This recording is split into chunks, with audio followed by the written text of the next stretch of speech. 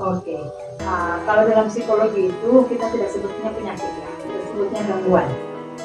Kalau penyakit itu lebih ke penyakit fisik, seperti flu dan lain-lain. Tapi kalau dalam psikologi kita bilang gangguan itu, gangguan mental itu seperti ODGJ, seperti schizophrenia, fobia, kemudian gangguan apa namanya, kepribadian ganda, gangguan makan, seperti itu. Apa tadi pertanyaannya? Apa saja? Oke. Dalam psikologi itu banyak faktor yang menyebabkan orang gangguan mental atau gangguan jiwa gitu. Yang pertama itu ada gangguan somatik, namanya itu gangguan yang berasal dari otak. Di otak itu ada neurotransmitter. Nah, gangguan neurotransmitter ini dia kak ada korset istilahnya ya, kalau kalian pahami kak, gangguan pada neurotransmitter sehingga kak jatuhnya hormon itu buat tidak stabil. Akhirnya itu yang pertama yang buat kita gangguan di otak.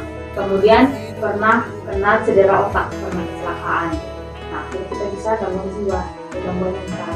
Kemudian kita stres berlebihan. Stres yang berlebihan itu muncul sudah hormon-hormon namanya hormon kortisol. Ketika hormon kortisol itu banyak bisa mengakibatkan kita juga itu gangguan mental. Kemudian selain di gangguan di fisik itu ada juga gangguan pola asuh. Pola asuh yang contohnya pola asuh otoriter yang suka marah-marah, orang tua yang tidak mau suka marah-marah, kemudian suka membentak, memukul. Nah, itu mengakibatkan anak itu gangguan mental. Oke. Kemudian faktor dari dalam dirinya sendiri. Jadi kak ada faktor-faktor itu faktor internal dan faktor eksternal. Faktor eksternal tadi itu yang pola asuh, kemudian lingkungan luar, kemudian bullying segala macam. Faktor internal itu faktor yang ada dalam diri sendiri, yang itu tadi faktor dalam otaknya dia. Kemudian yang dia menganggap dirinya itu rendah, tidak istimewa, menganggap dirinya tidak berguna. Nah, itu juga akan menyebabkan orang dengan gangguan mental. Itu dua faktor ya, faktor internal dan faktor eksternal.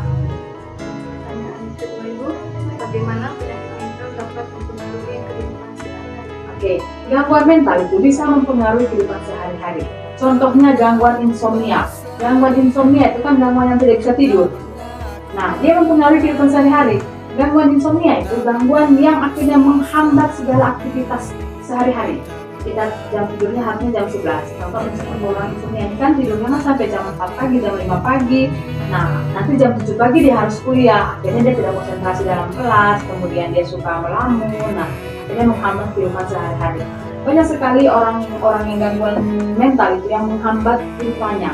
Contoh, yang dia merasa tidak berguna, merasa rendah diri, akhirnya dia tidak mampu bersosialisasi dengan orang lain, sehingga itu memperburuk keadaan dan memperparah adanya keadaan gangguan kan. Sama dia juga tidak mampu beradaptasi. Ibu, untuk pertanyaan ketiga, apa saja gejala umum penyakit mental? Oke, ada banyak yang gejala-gejala umum ya.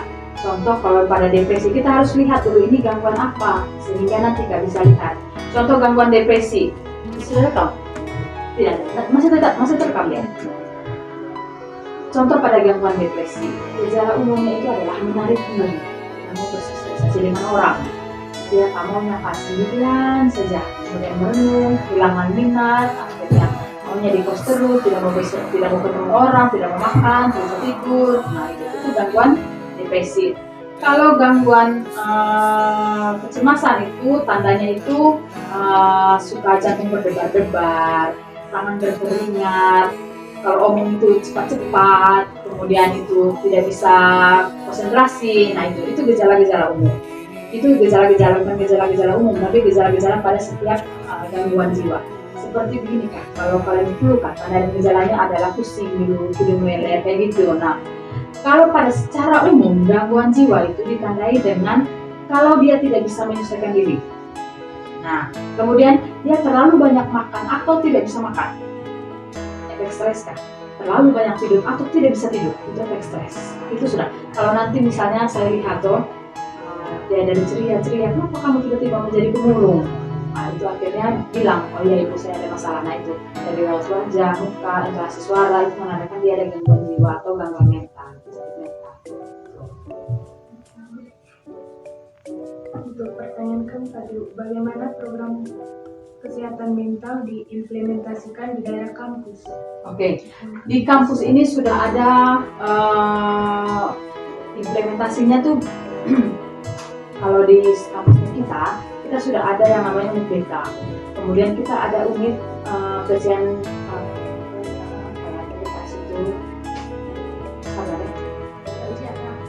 PPKS itu pelecehan dan penanganan kekerasan seksual. Kemudian ada dosen PA juga. Jadi Kak sudah ada advokasinya.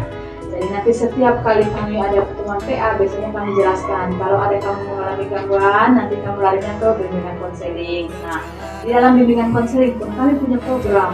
Jadi kami punya program itu untuk memberdayakan dan mengedukasi mahasiswa tentang masalah-masalah mental. Contohnya depresi, bunuh diri, kemudian tentang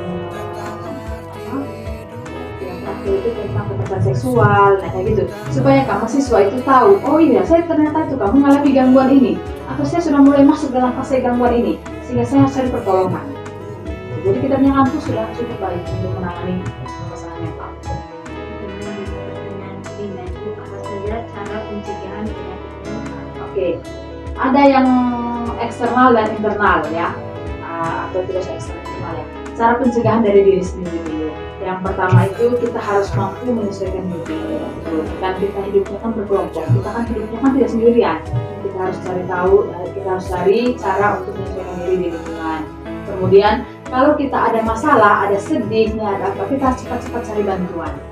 Kalau misalnya kamu merasa putus cinta, atau misalnya tidak bisa bayar regis, bikin stres gitu, bikin kamu tidak bisa kuliah, kamu menangis terus, takut gagal, nah cari bantuan supaya cepat untuk ditangani.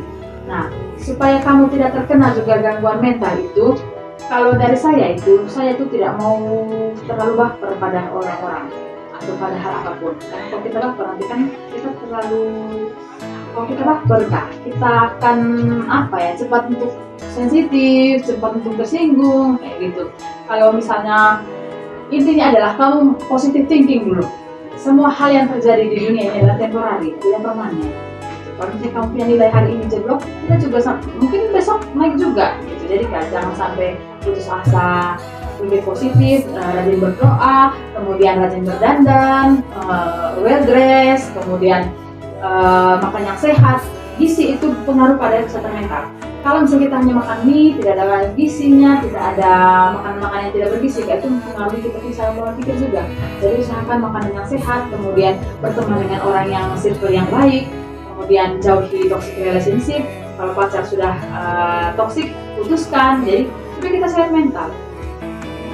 Banyak tips-tipsnya. Bagaimana pengobatan penyakit mental dan Oke, penyakit mental itu gangguan mental itu dapat dilakukan dengan terapi. Nah, yang kalau misalnya kamu masih dalam kampus di sini, bisa kami yang terapi, tapi kami lihat dulu. Kalau misalnya kami masih bisa terapi psikologi, kami tidak perlu bawa kamu ke emosi. Tapi kalau misalnya kamu sudah terasa, kamu sudah pikiran misalnya gini, pikiran bunuh diri, tidak bisa tidur, tidak bisa dengan kelas, nah saya bawa kamu ke emosi untuk obat. Tapi tidak masuk di emosinya, tidak masuk dalam klinik jiwa tuh Kak, tapi hanya minum obat di luar Kak gitu. Karena ada beberapa kasus gitu yang mereka datang ke saya bisa tangani, saya butuh orang lain istilahnya. Jadi kayak kamu Kak, perawat dengan dokter saling berhubungan, dokter Kak tidak bisa kerja tanpa kamu juga tidak bisa kerja tanpa dokter. Begitu juga kami tidak bisa kerja tanpa perawat jiwa. Jadi kami tidak bisa kasih obat perawat jiwa yang kasih gitu, sudah ditangani. Untuk stres yang ringan, kalau stres yang ringan itu biasanya terapinya itu hanya mendengarkan musik, kemudian olahraga, kemudian bercerita dengan teman-teman, sharing, atau dia melukis, menanam bunga, masak, melakukan hobi Kak. Nah itu adalah terapi-terapi yang murah yang bisa kita jangkau. Tapi kalau penyakit gangguan mentalnya sudah parah sekali, yang sudah menangis tiba-tiba, sudah marah tiba-tiba, nah kita harus pergi ke responsi untuk minta obat untuk mengendalikan itu.